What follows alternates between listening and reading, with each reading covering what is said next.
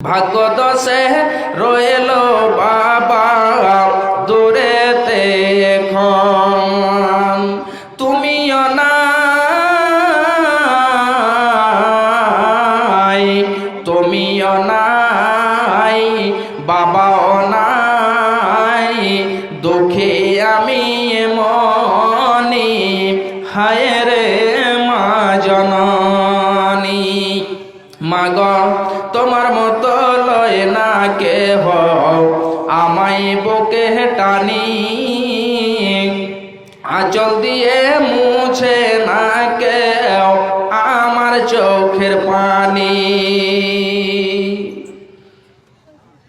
তাই আমার ভাইজান, আমার বাপজানেরা খুব ভালো করে শুনুন।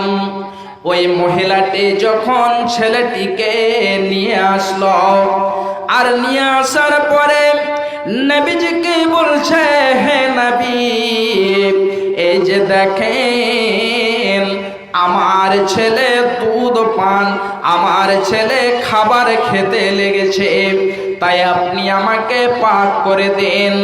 এবারে নবীজি আমার ওই ছেলেটি যেন একজন আনসারীকে দিলেন, দিয়ে বললেন যে তুমি তার দেখাশোনা করবে, তার তুমি লালন পালন করবে। এবারে আদেশ দিলেন, হে সাহাবীরা, তোমরা ওই মহিলাটিকে নিয়ে যাও এবং নিয়ে যে তাকে রজম করে দাও। মহিলাটিকে নিয়ে যাওয়া হলো। নিয়ে যাওয়ার পরে তাকে বুক পর্যন্ত মাটিতে পুঁতে দেওয়া হলো এবং পাথর ছুঁড়ে ছুঁড়ে তাকে এবারে যেন মারতে লাগা হলো। আমার ভাইজানেরা, ওই মহিলাটিকে এবারে পাথর ছুঁড়ে ছুঁড়ে তাকে যেন রজম করতে লেগেছে। এমন সময়তে খালিদ বিন ওয়ালিদ আসলেন। আসার পরে একটা পাথর উঠালেন, আর ওই পাথরটিকে উঠিয়ে মহিলাটির মাথাতে যেমন মেরেছে, মারার সাথে সাথে মহিলাটির মাথা থেকে কিছুগুলো রক্ত ছিটে এসে পড়ে গেল। যখন তার শরীরে রক্তগুলো ছিটে এসে পড়ে গেল, তখন যেন ওই মহিলাটিকে জৈসি যেন হযরতে খালিদ বিন ওয়ালিদ বলতে লাগলেন, হে মহিলা, তোমার যেন অপবিত্র, তোমার নাপাক খুনগুলো, রক্তগুলো আমার শরীরে এসে পড়ে গেল, আমার জামাতে এসে পড়ে গেল, আমার চেহারাতে এসে পড়ে গেল। এমনি করে যখন যেই সেই কথা বলতে লেগেছে, লান তান করতে লেগেছে, এই কথাটি নবীজির কানে যে পড়েছে। এবারে নবীজি আমার বলছেন, মাহলান ইয়া খালিদ, হে খালিদ, খবরদার, তুমি যেন কোনো কথা বলবে না, তুমি তার সম্পর্কে কিছু বলবে না, তুমি রুকে যাও, তুমি তাকে গালি দেবে না। সেই মহিলাটি এমন করে আল্লাহর কাছে তওবা করেছে, এমন করে আল্লাহর কাছে তওবা করেছে। ওই মহিলাটির তওবা যদি যারা অন্যায়ভাবে ট্যাক্সকে উঠায়, ওই সমস্ত লোকদের মধ্যে যদি ভাগ করে দেওয়া হয়, তাহলে তাদের জন্য যেন যথেষ্ট হয়ে যাবে। তাহলে ওই মহিলাটি কত যেন আল্লাহর কাছে তওবা করেছে, কেমন করে আল্লাহর কাছে তওবা করেছে, এবং তাদের অন্তরে কত যেন ভয় ছিল। তাই আমার ভাইজান, আমার বন্ধুরা, আমার বাপজানেরা, আমি পড়েছিলাম আয়াতখানা। আল্লাহ রাব্বুল আলামিন বলছেন, ওয়ালানাবলুওয়ান্নাকুম বিশাইইম মিনাল খাউফি ওয়াল জু'i।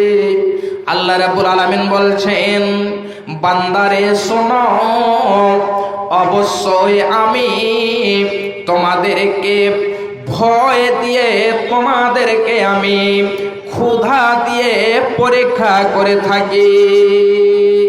শুধু তাই নয় বান্দারে শুনো, কোন সময়তে আমি তোমাদের মালকে কমিয়ে দিয়ে, কোন সময়তে তোমাদের শরীর দিয়ে, অর্থাৎ তোমাদের ওয়াসক দিয়ে আমি পরীক্ষা করে থাকি, এবং কোন সময়তে আমি তোমাদের মাল ধন সম্পদকে ঘটিয়ে দিয়ে আমি পরীক্ষা করে থাকি।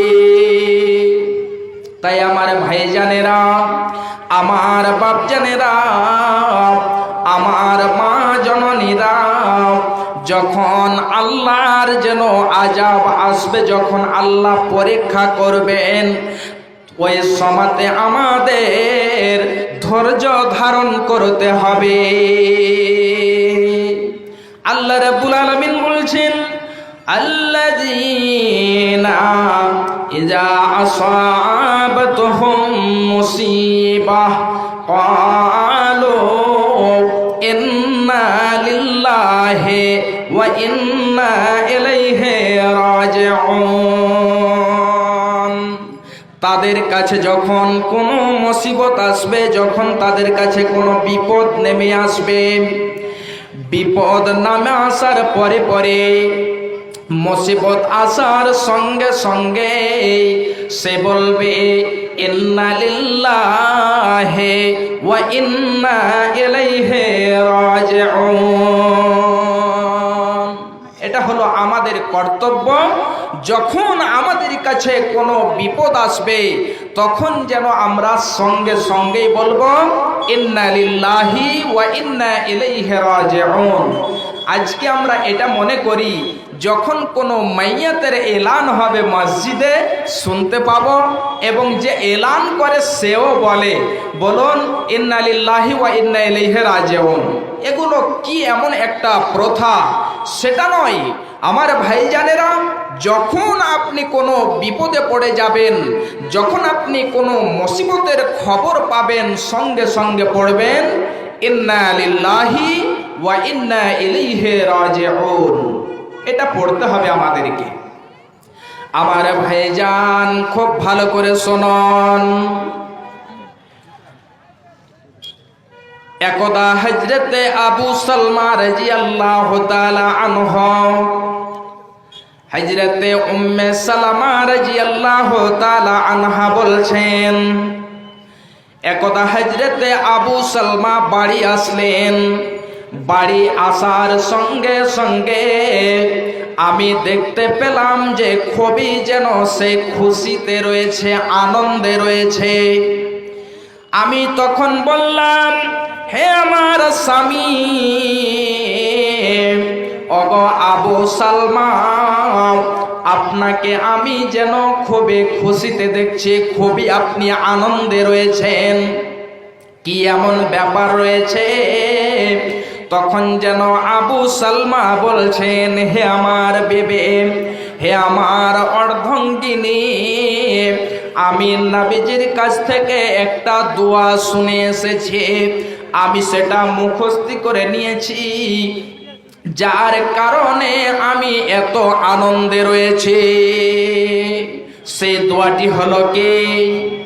আল্লাহুম্মা আজরনি ফি মুসিবাতি ওয়া খুলফ লি খায়রাম মিনহা।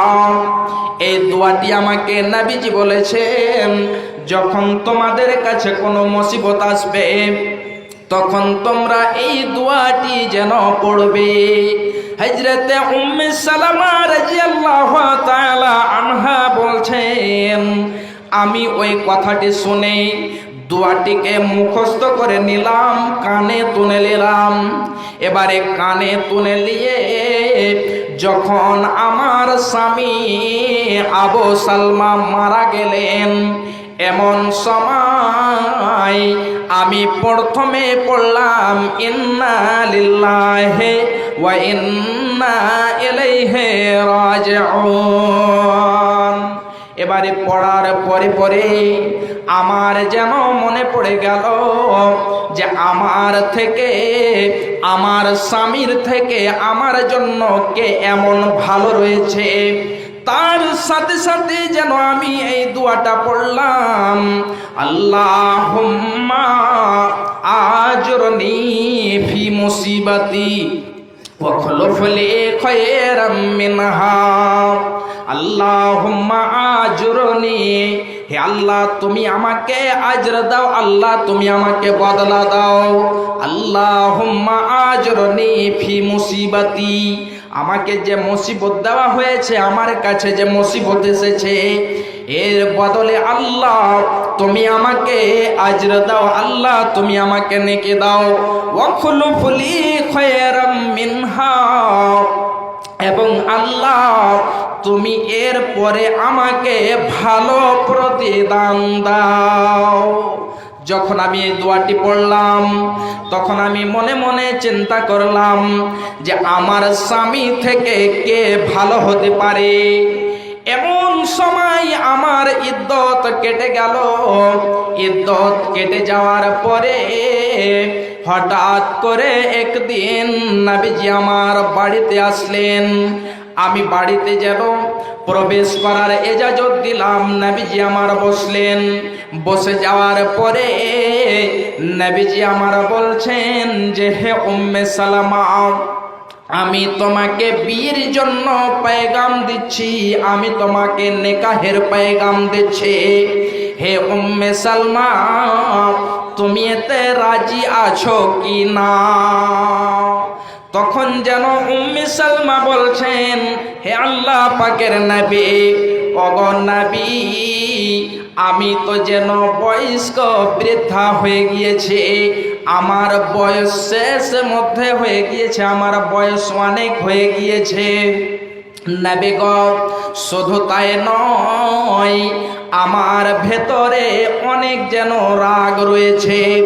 হতে পারে রাগে পড়ে যে রাগে রাগান্বিত হয়ে যায় আপনার বিরুদ্ধে আপনাকে কিছু কথা বলতে পারে, আর ওই কথার কারণে আপনাকে যেন আপনি নারাজ হয়ে যাবেন।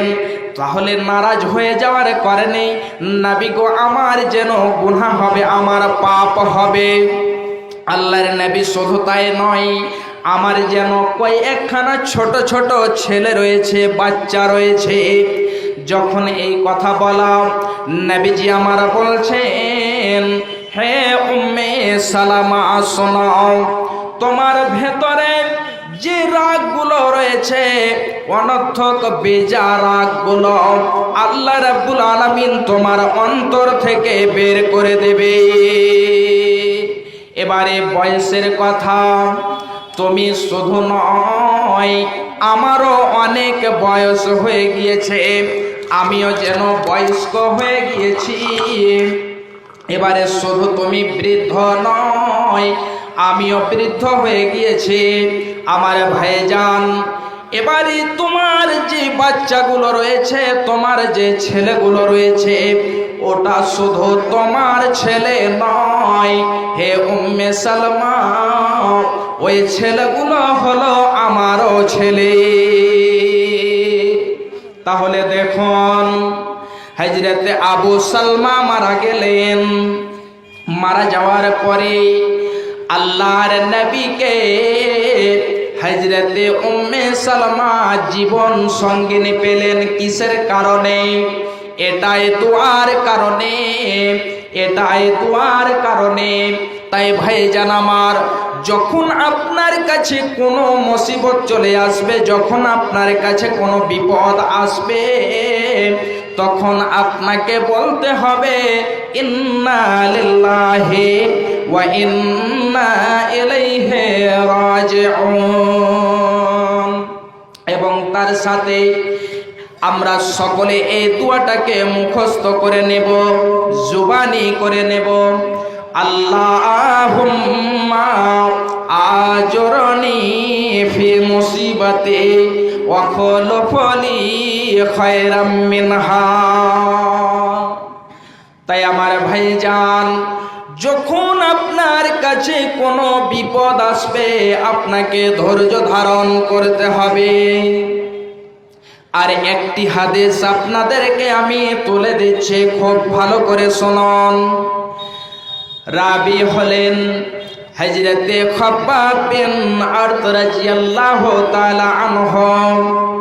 তিনি বলছেন, একদা আমরা আল্লাহর নবীর কাছে যে শিকায়াত করলাম, নালিশ জানালাম, এমন সময়তে আল্লাহর নবী কাবার যেন সাহানে নবীজি একটা চাদরকে বালিশ বানিয়ে দিয়ে শুয়েছিলেন।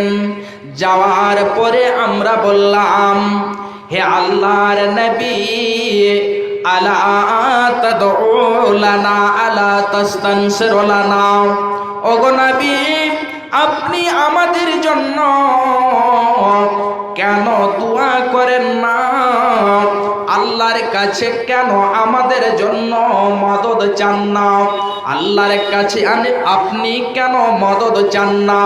আমার ভাইজানেরা, আমার বন্ধুরা, এবারে নবীজি আমার বলছেন, রে খাব্বাব শোনো, তোমাদের পূর্বে যে নবীগুলোর যে কমগুলো ছিল, ওদের মধ্যে এমন ভাবে তাদেরকে শাস্তি দেওয়া হতো, এমন ভাবে তাদেরকে আযাব দেওয়া হতো, তাদের মধ্যে কাউকে টেনে নিয়ে এসে তার মধ্যে মাথায় আড়ি রেখে দিয়ে, কারত রেখে দিয়ে তাকে দুই খণ্ড